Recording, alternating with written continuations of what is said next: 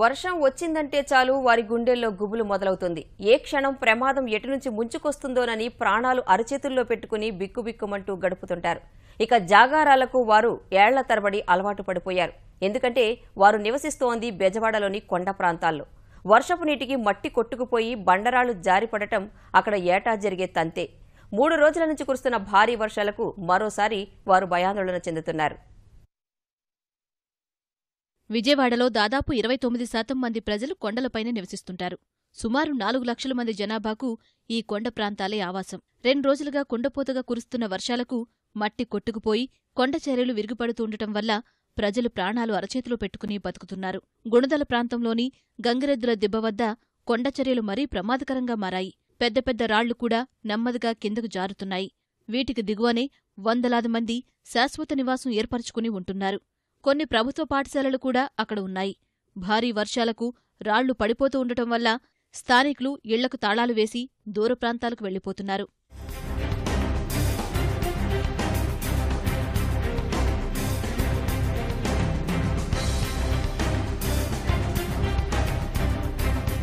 వర్షాలు పడుతున్నాయండి, రాళ్ళు పడుతున్నాయి, బండ్లు పడుతున్నాయండి బాబు, జారుతున్నాయి. మాకేమో భయంగా ఉంది బాబు. రాత్రి బాగా జారినాయండి. రాత్రి నుంచి వర్షాలు పడినాయండి, భయంగా ఉంటున్నాం. రాళ్ళు రాలుతున్నాయి, పడినాయి, 2 రాళ్ళు పడినాయి.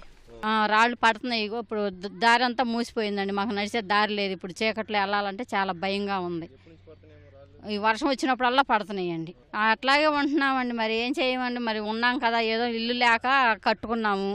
వర్షానికేమో ఇలా పడిపోయి ఇబ్బందులు పడుతున్నామండి. మేము చాలా భయం ప్రాంతాలుగా ఉంటున్నామండి. ఏ రోజు ఎలా ఉంటున్నా కూడా మాకు తెలియట్లేదు. దయచేసి మా బాధలు మా గురించి కొంచెం మా పిల్లలతో ఉంటున్నాం, జల్లలతో ఉంటున్నాం. ఇప్పటికైనా సరే మా బాధలు పట్టించుకొని ఆదుకోమని మేము ఏడుకుంటున్నామండి. కొండ చర్యలు ప్రమాదకరంగా ఉన్నాయని తెలుసుకున్న కలెక్టర్, నగరపాలక సంస్థ కమిషనర్, రెవెన్యూ అధికారులను అప్రమత్తం చేశారు. వర్షంలోనే కొండ ప్రాంతాల్లో కమిషనర్ నివాస్ పర్యటించారు. పెద్ద పెద్ద రాళ్లను క్రమంగా తొలగించాలని అధికారులను ఆదేశించారు. ఈ హిల్ ఏరియాస్లో కొంత రాళ్లు మనకి పగిలిపోవడం, అది కొద్దిగా రోలింగ్ అవడం అనేది జరిగింది. అండ్ అది కొద్దిగా ప్రమాదకరంగా ఉంది కాబట్టి అక్కడ ఉన్న వాళ్ళందరూ కూడా ఇప్పుడు అక్కడ నుంచి రిమూవ్ చేశాం. అండ్ ఆ రాళ్ళని ఇప్పుడు కంట్రోల్డ్ దాంట్లో డిస్ట్రక్షన్, అంటే ఆ రాళ్ళని చిన్న చిన్న మొక్కలు అలాగా దాన్ని కొట్టేసి అది రాళ్ళు అనేది అక్కడ నుంచి తీయడానికి మనం చర్యలు తీసుకోబోతున్నాం. గుణదలతో పాటు మొగల్రాజుపురం, మాచవరం, విద్యాధరపురం, చిట్టినగర్ ప్రాంతాల్లోనూ కొండవాలులో నివసిస్తున్నవారు భయంగా గడుపుతున్నారు. కొన్ని చోట్ల రాళ్లు పడకుండా గోడలు నిర్మించినా నిధుల సమస్య కారణంగా పెద్ద ఎత్తున నిర్మాణాలు చేపట్టలేకపోతున్నారు.